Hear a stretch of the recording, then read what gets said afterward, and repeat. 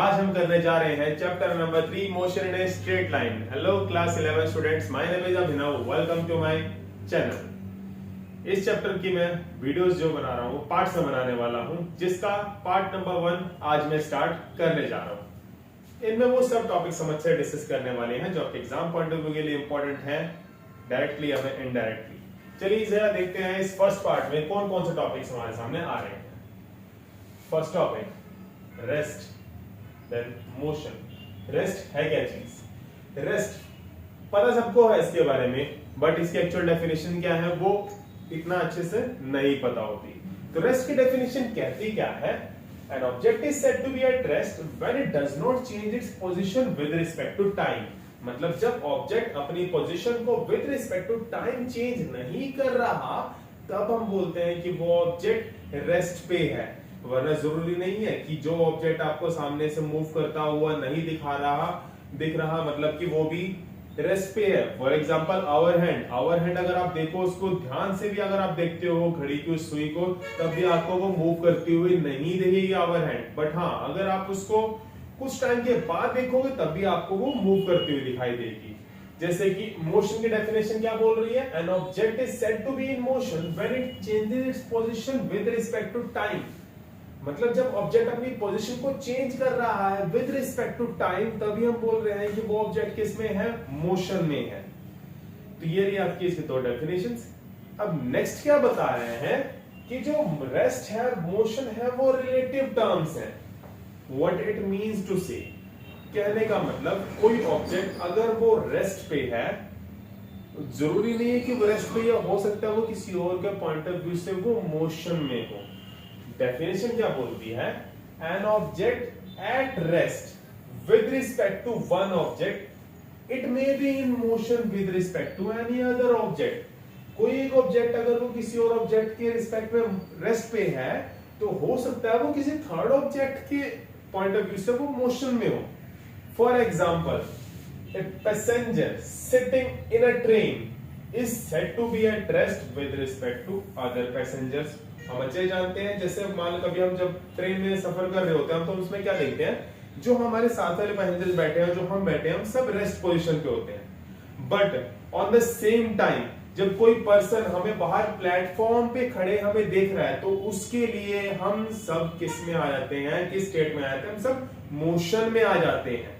तो यही चीज क्या बोलती है कि rest and motion both are relative terms. जैसे कि एग्जांपल देखिए, कंप्लीट एग्जांपल देखिए, passenger sitting in a train said to be at rest with respect to other passengers, but on the same time he is in motion with respect to people standing at a platform. Getting? ये है आपका क्या? Rest and motion both are relative terms. चलते हैं next topic पे। Next topic क्या बोलता है? Concept of point mass object. ये कंसेप्ट ऑफ पॉइंट ऑब्जेक्ट। अब ये है क्या चीज? पॉइंट ऑब्जेक्ट बोलते किसको है? एग्जांपल के साथ स्टार्ट करता हूं। जैसे हम बात करते हैं कार की, अगर आपके सामने कार खड़ी है या फिर आपके सामने कार आराम से सामने से मूव कर रही है, तो आपके लिए वो एक ऑब्जेक्ट है। बट उसी कार को अगर हम बात करते हैं कि जब वो कार एक लॉन्ग डिस्टेंस कवर करके आ रही होती है, तब हम उसको क्या कंसीडर करते हैं कि वो कार किस पे क्या है? एज ए पॉइंट ऑब्जेक्ट है। तब उसको पॉइंट ऑब्जेक्ट मान रहे होते हैं। जैसे कि डेफिनेशन क्या बोल रही है इसकी? If the position of an object changes by distance much greater than its own size in a reasonable duration of time, then the object may be regarded as a point object. मतलब जब कोई object अपनी position change कर रहा है bye ए distance जो कि बहुत ज्यादा है उसके साइज से, तब हम उस ऑब्जेक्ट को पॉइंट मास ऑब्जेक्ट कंसीडर करते हैं। अदरवाइज वो क्या है? एक ऑब्जेक्ट ही। कार आपको बताया कार क्या है? ऑब्जेक्ट है। बट अगर हम बात करते हैं उसको वो हंड्रेड्स ऑफ किलोमीटर्स कवर कर रही है, तो तब अगर हम उसको कंपेयर करते हैं उसके डिस्टेंस से उसकी खुद के साइज को, तब हम क्या कंसीडर करते हैं उसको कि वो एक पॉइंट मास ऑब्जेक्ट है। ऐसे एक और एग्जांपल है। दूसरा एग्जांपल क्या है? जैसे कि an earth revolving around a sun is said to be a point mass object. अब अर्थ है, अर्थ अगर हम साइज देखते हैं तो अर्थ साइज बहुत बड़ा है, बट अगर हम इसको बात करते हैं जब वो सन के अराउंड अपना रेवोल्यूशन ले रही होती है तब हम क्या बोल देते हैं उसको कि वो एक पॉइंट मास ऑब्जेक्ट है। ये है आपका पॉइंट मास ऑब्जेक्ट, राइट। अब आ रहे हैं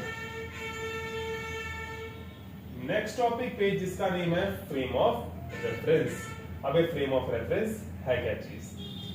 A system of coordinate axes attached to an observer having a clock with him, with respect to which the observer can describe the position, displacement, acceleration, etc. of a moving object. देखिए जरा सी definition क्या बोल रही है कि एक system है coordinate axis का जो कि एक ऑब्जर्वर से अटैच्ड है, जिसने अपने पास एक क्लॉक रखी हुई अपने हैंड में, विद रिस्पेक्ट टू विच वो ऑब्जर्वर किसी भी ऑब्जेक्ट की पोजीशन, डिस्प्लेसमेंट, एक्सेलरेशन एक्सेट्रा बता सकता है। कहने का मतलब जैसे मान लेते हैं कोई ऑब्जेक्ट है वो इस P पॉइंट पे पड़ा है और आप उसको ऑब्जर्व कर रहे हो, कहां से? इस ओरिजिन से। ओरिजिन मान लीजिए आपका ओरिजिन है यहां से आई से आप उस ऑब्जेक्ट को ऑब्जर्व कर रहे हो। तो अगर हमें कोऑर्डिनेट एक्सिस मिल जाते हैं जो कि इनको हम बोलते हैं, तो इन कोऑर्डिनेट एक्सिस की हेल्प से हम इस ऑब्जेक्ट की हर एक डिटेल बता सकते हैं कि इस ऑब्जेक्ट की एक्सेलरेशन कितनी है, इस ऑब्जेक्ट की वेलोसिटी कितनी है, इस ऑब्जेक्ट ने कितना डिस्टेंस ट्रेवल कर लिया है, कितने टाइम में, ये सब चीजें हम आराम से बता सकते हैं। इसी सेटअप को हम फ्रेम ऑफ रेफरेंस बोलते हैं। मतलब कि वो कोऑर्डिनेट एक्सिस का ये सिस्टम है जिसकी हेल्प से हम किसी भी ऑब्जेक्ट की पोजीशन, वेलोसिटी, एक्सेलरेशन, व्हाटएवर जो भी हमने निकालने होते हैं वो सब भी निकाल सकते हैं। इनको हम बोलते हैं coordinate axis. X Y Z को हम कोऑर्डिनेट एक्सिस कहते हैं, राइट। ये है हमारा फ्रेम ऑफ रेफरेंस। चलते हैं नेक्स्ट टॉपिक में। नेक्स्ट टॉपिक आपके सामने है scalar quantities and vector quantities, जो आप बहुत अच्छे से जानते हैं, क्लास 9 में आप पढ़ के आए हुए हैं। स्केलर क्वांटिटीज कौन सी होती हैं? Those which have magnitude only but no direction. For example जैसे कि आपके क्या आता है, स्पीड हो गया, डिस्टेंस हो गया, ये क्या है आपके इसके एग्जाम्पल्स हैं, राइट। ऐसी फिर आपने वेक्टर क्वांटिटीज के बारे में क्या पढ़ा था? Those quantities which have magnitude as well as direction, जिनके पास मैग्नीट्यूड भी होता है और डायरेक्शन भी होता है। For example displacement, for example velocity, for example acceleration. ये सब चीजें क्या हैं आप पढ़ के आए हो क्लास 9 में, इसीलिए मैं इनके ऊपर ज्यादा एम्फेसाइज नहीं कर रहा हूं। इस टॉपिक को जल्दी से हम मूव ऑन करते हैं नेक्स्ट टॉपिक पे। अब आता है हमारे सामने कुछ और पॉइंट्स कि स्पीड क्या है। देखो स्पीड की ना क्लास 11 में आप टाइप्स पढ़ने वाले हो कि स्पीड के डिफरेंट टाइप्स हैं क्या। पहली बात तो स्पीड है क्या वो हम बहुत अच्छे से जानते हैं कि हम द पाथ कवर्ड, ये रेशियो है किसकी? Path covered and the corresponding time की। जैसे कि आप इसे क्या लिख रहे होते हो? v is equal to distance upon time। ये आपका सामने फॉर्मूला है जो आप अच्छे से इसको जानते हो, राइट। अब इसमें क्या है, स्पीड को हमने कैटेगराइज किया है 4 पॉइंट्स में, जिसमें आपके फर्स्ट पॉइंट क्या आता है? फर्स्ट पॉइंट आपके पास आ रहा है यूनिफॉर्म स्पीड। अब यूनिफॉर्म स्पीड है क्या चीज? ये भी आप uniform motion, non uniform motion के बारे में पढ़ के आ चुके हो क्लास 9 में, ठीक है ना। तो इसमें क्या बताया? An object is said to be in with the uniform speed, यहां पे आएगा uniform speed if it covers equal distance in equal interval of time। जब object equal distance, equal interval of time में कवर कर रहा है तो उसको हम क्या बोल देते हैं? यूनिफॉर्म स्पीड बोल देते हैं, राइट। ऐसी फिर क्या आता है? वेरिएबल स्पीड, या इसको वेरिएबल स्पीड कह लो या इसको नॉन यूनिफॉर्म स्पीड कह लो, एक ही बात है। जिसमें हमने क्या पढ़ा था? जब ऑब्जेक्ट कवर कर रहा है equal distance in unequal interval of time या फिर unequal distance in equal interval of time, that is called variable speed या फिर non uniform speed। क्लियर? फिर हमारे सामने क्या आया? थर्ड टाइप कौन सी आई जी? Third type average speed. अब एवरेज स्पीड कब निकालते हैं? It is defined as the ratio of total distance covered by an object to the total time taken. बीच में ऐसा भी तो मोमेंट आते हैं ना यूजुअली, क्या जिसमें क्या देखते हैं कि ऑब्जेक्ट है, कभी उसका जो डिस्टेंस है, कभी वो अपने 5 मीटर कवर कर रहा है 2 सेकंड के अंदर, कभी ऑब्जेक्ट कवर कर रहा है 10 मीटर अपने 5 सेकंड के अंदर, कभी ऑब्जेक्ट कवर कर रहा है 3 मीटर 6 सेकंड के अंदर, कभी ऑब्जेक्ट कवर कर रहा है 5 मीटर 1 सेकंड के अंदर। जब हम क्या देख रहे होते हैं, जब डिस्टेंस और टाइम दोनों एक साथ इक्वल अमाउंट्स में नहीं चल रहे होते तो हम एवरेज स्पीड भी निकाल लेते हैं, जिसमें हम क्या करते हैं, जितने भी डिस्टेंसेस, सारे डिस्टेंसेस को क्या करो, प्लस कर दो, जस्ट लाइक ऐसे s1 plus s2 plus s3, और जितने भी टाइम पीरियड है उन सबको डिवाइड कर दो, t1 plus t2 plus t3। इस तरह से आप क्या निकाल पाते हो, एवरेज स्पीड निकाल पाते हो। क्लियर है। फोर्थ टाइप क्या आती है, देखो फोर्थ टाइप बिल्कुल नई है आपके लिए, इंस्टेंटेनियस स्पीड। नेम से ही पता चल रहा है इंस्टेंट, जब कोई स्पीड हमें पता करनी है इंस्टेंट पे, that is called instantaneous speed. It is the speed of an object at a given instant of time और at a particular point of its path. ये वो स्पीड है जो किसी भी इंस्टेंट ऑफ टाइम पे पता कर रहे होते हैं।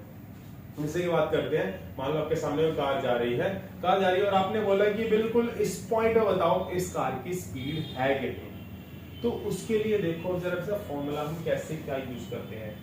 फॉर्मूला आता है v is equal to limit delta t approaches to 0 delta x upon delta t। ये है आपके सामने फॉर्मूला। ये फॉर्मूला जो क्या बता रहा है कि अगर मान लो आपने क्या करना है, आपने स्पीड चेक करनी है, स्पीड आपने किसी पर्टिकुलर पॉइंट पे चेक करनी है, तो उसके लिए हम क्या करते हैं, डिस्टेंसेस लेते हैं, दो डिस्टेंस को हम एक दूसरे में माइनस करते हैं। जस्ट लाइक हमने दो डिस्टेंसेस लिए, कोई एक ले लिया हमने x1, एक उसके जस्ट बाद वाला डिस्टेंस ले लिया x2। ऐसे यहाँ पे टाइम कितना था t1, इसके बाद वाले पे टाइम कितना था t2। तो हम इसके लिए क्या करेंगे, x2 माइनस x1 कर दो, t2 माइनस t1 कर दो। और जब हम इसको ऐसे लिखते हैं x2 minus x1 upon t2 minus t1, इसको हम लिख सकते हैं delta x upon delta t। But यहाँ पे अब क्या है, यहाँ पे मैंने लिमिट लगाई है, limit delta t approaches to 0। What it means to say, इसका मतलब ये है कि जब हम इंस्टेंटेनियस निकाल रहे हैं तो इंस्टेंट में बताना है। कहने का मतलब जो हमने ये जो दो डिस्टेंसेस लिए, ये दो डिस्टेंसेस इतने शॉर्ट इंटरवल ऑफ टाइम पे लेने हैं जहां पे टाइम अप्रोच कर रहा है जीरो को, बट वो जीरो नहीं है। तो हम उसको क्या बोल देते हैं, limit delta T approaches to 0। ये अप्रोच कर रही है जीरो को, बट ये जीरो नहीं है। तो ये क्या है हमारे पास इंस्टेंटेनियस स्पीड का फॉर्मूला, जिसको आप देखते हो लिखा हुआ dx बाई dt। इसी को ही हम ऑल्टरनेटिवली यूज कर लेते हैं इसके लिए, क्या dx, तो देखा है तो dx बाई dt यहां से बना है। तो ये आपके पास था इंस्टेंटेनियस स्पीड का फॉर्मूला। क्लियर है बात। चलते हैं अब जरा नेक्स्ट टॉपिक पे। इसके बाद क्या आता है, आपने पढ़ा वेलोसिटी के बारे में, आपने पढ़ा एक्सेलरेशन के बारे में। जैसे आपने इसमें चार टाइप्स पढ़ी है, ऐसे आप क्लास 11 पे देखो, आपको वेलोसिटी की भी चार टाइप्स मिलेंगे, एक्सेलरेशन की चार टाइप्स मिलेंगी, वो भी ऑलमोस्ट सेम ही है। तो मैं इनके बारे में ज्यादा डिस्कस नहीं करना चाहूंगा, बस इनके बेसिक पॉइंट्स डिस्कस कर लेते हैं कि वेलोसिटी क्या होती है। वेलोसिटी होती है डिस्प्लेसमेंट अपॉन टाइम, जिसके लिए फॉर्मूला कुछ ऐसे हम लिख रहे होते हैं। और क्या रहता है, इनकी ऐसा यूनिट क्या रहती है, मीटर पर सेकेंड, मीटर पर सेकेंड। और क्या है, it is a vector quantity. और क्या है, एक पॉइंट और, it can be positive, negative और जीरो। इसकी वैल्यू किसी में भी आ सकती है, क्योंकि वेक्टर क्वांटिटी है तो इसकी वैल्यू पॉजिटिव, नेगेटिव और जीरो किसी में भी आ सकती है। ऐसे एक्सेलरेशन के बारे में क्या पढ़ा, it's the rate of change of its velocity of an object. तो जिसको हम क्या लिखते हैं, acceleration is equal to change in velocity, इसको लिखते हो v minus u upon t, right. इसको आप ऐसे लिख सकते हो delta v upon delta t। तो क्या आपके सामने एक्सेलरेशन का फॉर्मूला आ गया। एक्सेलरेशन के फॉर्मूला हम क्या देखते हैं, इसमें ऐसा यूनिट क्या रहती है, इसकी ऐसा यूनिट इसकी रहती है मीटर पर सेकेंड का स्क्वायर। और ये क्या किस टाइप की यूनिट है, it is a vector quantity. और क्या है इसका फोर्थ पॉइंट है इसका, it can be positive, negative और जीरो। ये है इसमें कुछ फ्यू पॉइंट्स। क्लियर है बात। यहां तक तो हमने कवर किए इनके बेसिक्स। अब इसके बाद हम डिस्कस क्या करेंगे, अब हम डिस्कस करेंगे इसमें पोजीशन टाइम ग्राफ्स क्या होते हैं। यहां तक तो आप पहले पढ़ के आ चुके, इवन आपने पोजीशन टाइम ग्राफ्स के बारे में भी स्टडी किया है। चलिए जरा देखते हैं कि पोजीशन टाइम ग्राफ्स कहते क्या कहते हैं, किस किस टाइप के पोजीशंस में क्या है कि क्या क्या हमारे सामने कंडीशंस आती हैं, तो उसके अकॉर्डिंग पोजीशन टाइम ग्राफ किस किस तरह से वेरी करते हैं। जैसे कि फर्स्ट कंडीशन हमारे सामने क्या है, if an object is at rest, अगर कोई ऑब्जेक्ट रेस्ट पे है तब उसका पोजीशन टाइम ग्राफ कैसे बनता है। ये y एक्सिस हम ले लेते हैं पोजीशन को, जो हम डिनोट करते हैं s के साथ, और यहां पे हम ले लेते हैं टाइम को, राइट। अब क्या बोल रहा है कि जब ऑब्जेक्ट हमारा रेस्ट पे है, रेस्ट पे तब पोजीशन टाइम ग्राफ क्या रहता है। मान लेते हैं कि ऑब्जेक्ट ने कुछ डिस्टेंस कवर कर लिया था, मान लो उसने कवर कर लिए थे 10 मीटर, 10 मीटर के बाद वो ऑब्जेक्ट बैठ गया है, अब वो मूव नहीं कर रहा, तो मान लो वो 10 मीटर यहां थी। अब हम क्या देख रहे हैं, हमने चेक किया इस टाइम पे तो उसका ऑब्जेक्ट पोजीशन ये है, यहाँ पे चेक किया तो उसकी पोजीशन ये है, यहाँ पे चेक किया तो उसकी पोजीशन ये है। हम क्या देख रहे हैं कि जब ऑब्जेक्ट की पोजीशन नहीं चेंज हो रही है तब ये जो ग्राफ बनता है ये बिल्कुल स्ट्रेट लाइन बनता है parallel to the time axis. Clear है बात। ये हमारे सामने क्या, फर्स्ट ग्राफ। सेकंड कंडीशन देखो, if an object is in uniform motion along a straight line. अब क्या बोल रहा है ये कि जब ऑब्जेक्ट यूनिफॉर्म मोशन में हो तब उसका ग्राफ कैसा रहेगा। यूनिफॉर्म मोशन का मतलब equal distance in unequal interval of time, तो उसके लिए हमारा ग्राफ कैसा रहता है भाई, वो रहता है स्ट्रेट लाइन ग्राफ, जिसमें हम क्या देख पा रहे हैं, सेम टाइम में सेम डिस्टेंस कवर हो रहा है, सेम टाइम में सेम डिस्टेंस कवर हो रहा है, सेम टाइम में सेम डिस्टेंस कवर हो रहा है। तो ये जब ये डॉट्स हमको सबको मिलाते हैं ये कुछ इस तरह से मिल रहे होते हैं, इन्हीं को मिला के स्ट्रेट लाइन पाथ बनता है ये वाला। तो जब हम देखते हैं तो हम क्या देख रहे होते हैं, स्ट्रेट लाइन डिस्टेंस आ रहा होता है, ठीक है ना। तो ये क्या है, जब मोशन हमारा क्या है, यूनिफॉर्म। थर्ड में चलते हैं, if an object is moving with a constant negative velocity starting from a positive position। अब देखो जरा यहां से अब कुछ लेवल बढ़ रहा है, जिसमें हम क्या देख रहे हैं, जब ऑब्जेक्ट क्या है, मूव कर रहा है कांस्टेंट नेगेटिव वेलोसिटी के साथ starting from the positive position. इसको रोक लेते हैं अभी के लिए, ये सी पार्ट है, ये ए है, ये बी है, इससे पहले डिस्कस करते हैं बाकी के पॉइंट्स, फिर मैं सी पॉइंट पे आऊंगा। फोर्थ पॉइंट क्या बोल रहा है, जब ऑब्जेक्ट नॉन यूनिफॉर्म मोशन में है। यूनिफॉर्म मोशन में देखा, जब ऑब्जेक्ट क्या कर रहा है, equal distance equal interval of time में कवर कर रहा है, equal distance equal interval of time. जब बात कर रहे हैं यूनिफॉर्म की, उसमें हमें पता है कि ऑब्जेक्ट क्या कर रहा है, कभी ज्यादा डिस्टेंस कवर कर लेते थोड़े टाइम में, कभी कम डिस्टेंस कवर करते थोड़े टाइम में, कभी उसमें ज्यादा डिस्टेंस कवर कर लिया, कभी कम डिस्टेंस, कभी ज्यादा कभी कम।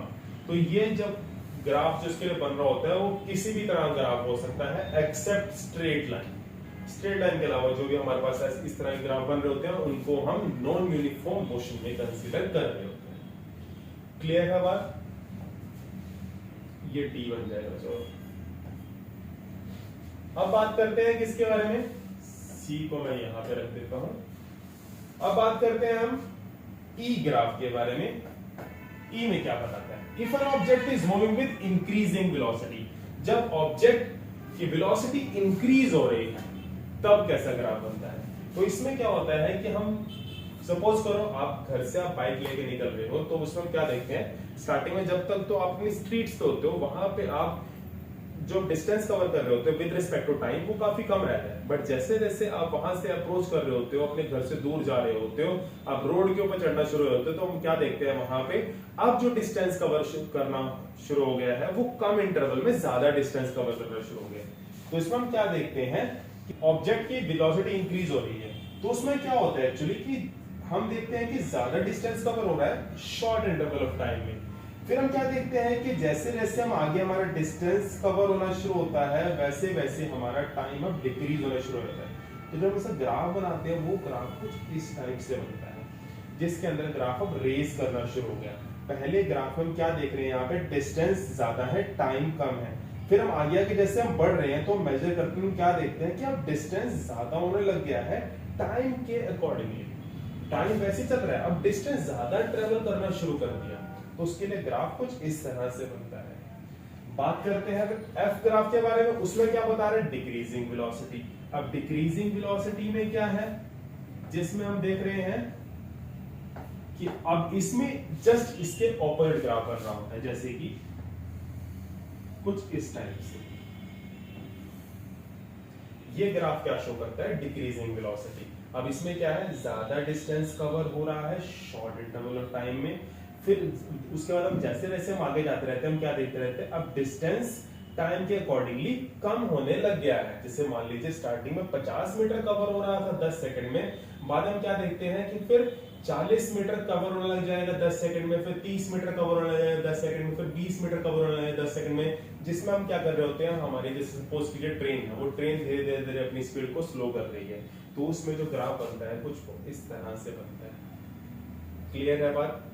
अब आते हैं हम किसके ऊपर, सी पार्ट में। सी पार्ट में क्या बोला, जब ऑब्जेक्ट मूव कर रहा है कांस्टेंट नेगेटिव वेलोसिटी के साथ, constant negative velocity starting from the positive position. देखिए जरा, मैं यहां पे दे देता हूं, मान लीजिए यहां पे रख ली मैंने पोजीशन, मान लो ऑब्जेक्ट यहां पे था, उसके बाद इसने क्या बोला कि वो कांस्टेंट नेगेटिव वेलोसिटी मूव कर रहा है। जैसे कि कांस्टेंट पॉजिटिव वेलोसिटी के लिए ग्राफ ये बन रहा होता है, तो कांस्टेंट नेगेटिव के लिए जो ग्राफ बन रहा होता है वो कुछ ये बनता है, कुछ इस तरह से। तो ये क्या है, जब ऑब्जेक्ट मूव कर रहा है कांस्टेंट नेगेटिव वेलोसिटी के साथ, starting from the positive position, positive position से मूव किया और वो कांस्टेंट नेगेटिव वेलोसिटी वाला ग्राफ बन गया, कुछ वो इस तरह से डाउनवर्ड जाता है, स्ट्रेट लाइन ग्राफ। क्लियर है। अब चलते हैं नेक्स्ट पे। नेक्स्ट के बाद क्या है, अब मेरे पास यहाँ पे मैंने एक मास्टर ग्राफ क्रिएट कर रहा हूँ। इस मास्टर ग्राफ में सारे के सारे ग्राफ्स ऑलमोस्ट आ जाते हैं। देखिए जरा मास्टर ग्राफ, अब इसका को हर जगह देखने में नहीं मिलेगा। ये एक दिन मैं बैठा देख रहा था, सोच रहा था इसके ऊपर टॉपिक पे, तो एक ग्राफ दिमाग में आया, तो मैं हर बार हर क्लास के अंदर ये ग्राफ बनवाता हूँ। देखिए जरा, मैं इस ग्राफ को जैसे बनाता हूँ, कैसे बन गई लाइन, ये कैसे बन गई लाइन, ये कैसे बन गई लाइन, ये कैसे बन गई लाइन, ये कैसे बन गई। इसमें ऑलमोस्ट सारे के सारे ग्राफ्स कवर हो गए हैं। जैसे कि देखिए ये जो ग्राफ है, यूनिफॉर्म मोशन, ये कौन सा, कांस्टेंट नेगेटिव वेलोसिटी, जो भी हमने पीछे टॉपिक किया है। ये कौन सा है, when object is at rest,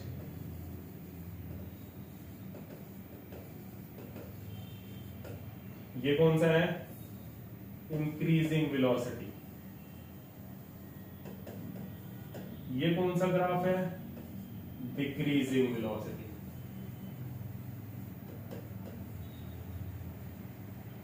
ये आपके पास हर तरह के ग्राफ जो पोजीशन टाइम ग्राफिक में आ रहे होते हैं, जी इस तरह का डिजाइन बनाइए और बाद में आपको ऑटोमेटिकली पता चल जाए कौन सा ग्राफ का कंडीशन क्या है। तो ये आपके सामने क्या, master graph, position time graph का। चलते हैं जरा नेक्स्ट टॉपिक के ऊपर। नेक्स्ट टॉपिक हमारे पास क्या आता है, वेलोसिटी टाइम ग्राफ, सो एक्सेलरेटेड मोशन। अब इसमें हम वेलोसिटी टाइम ग्राफ के बारे में डिस्कस करेंगे। इसमें क्या है, वेलोसिटी टाइम ग्राफ है।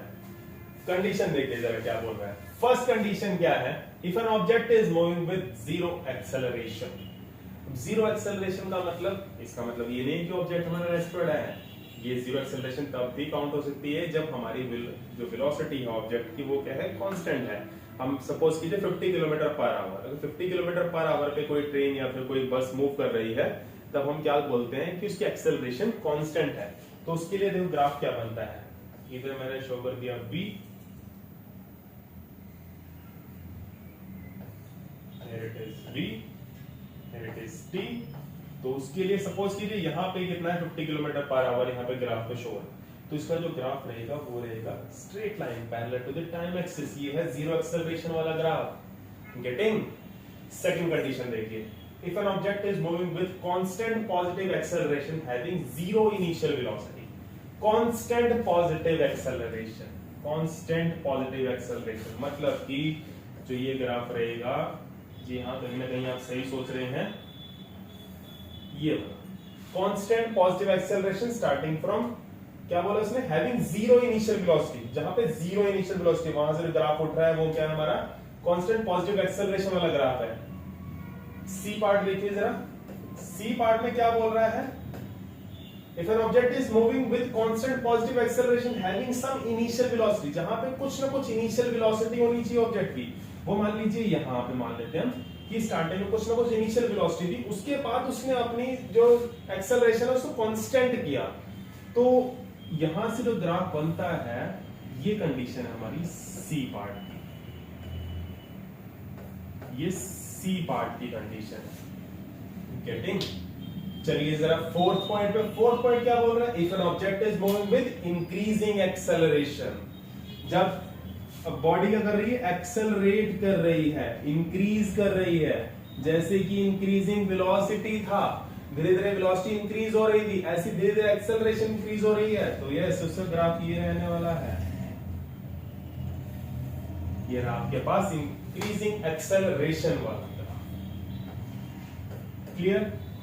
अब आता है इसके बाद when object is moving with decreasing acceleration, तो उसके लिए क्या ग्राफ रहेगा, बिल्कुल सही, उसके लिए हमारे पास ग्राफ रहने वाला है ये, here it is decreasing acceleration graph. Clear है बात?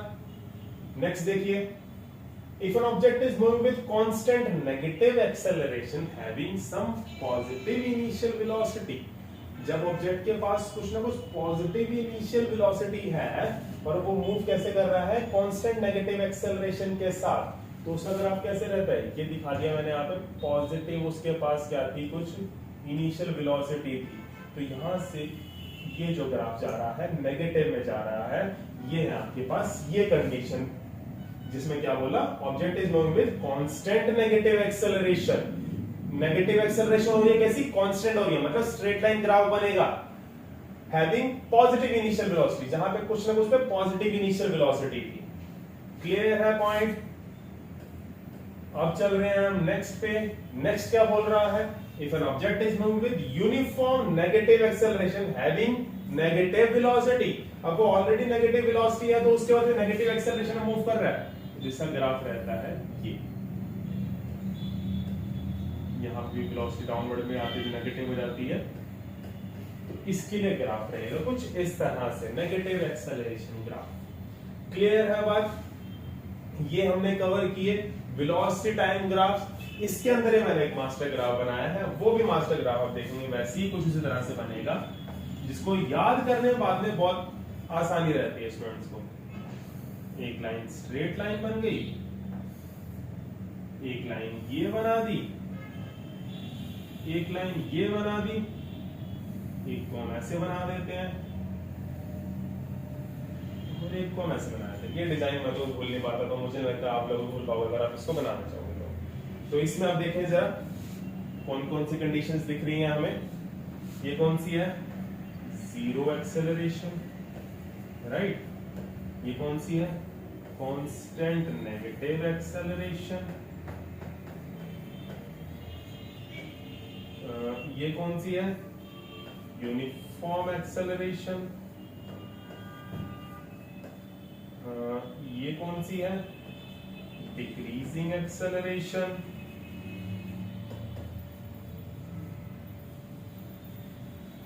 और एक रह गया ये कौन सी है, इंक्रीजिंग एक्सेलरेशन। ये क्या है आपके, ये रहे आपके पास वेलोसिटी टाइम ग्राफ्स। तो आज हमने डिस्कस किया इसे कुछ चैप्टर के बेसिक्स, और उसके बाद हमने डिस्कस किया पोजीशन टाइम ग्राफ्स, देन हम डिस्कस किया इसके अंदर velocity time graphs. This is all for the today's topics. Next topics आएंगे आपके पास नेक्स्ट वीडियोस में। See you in the next class. Have a good day.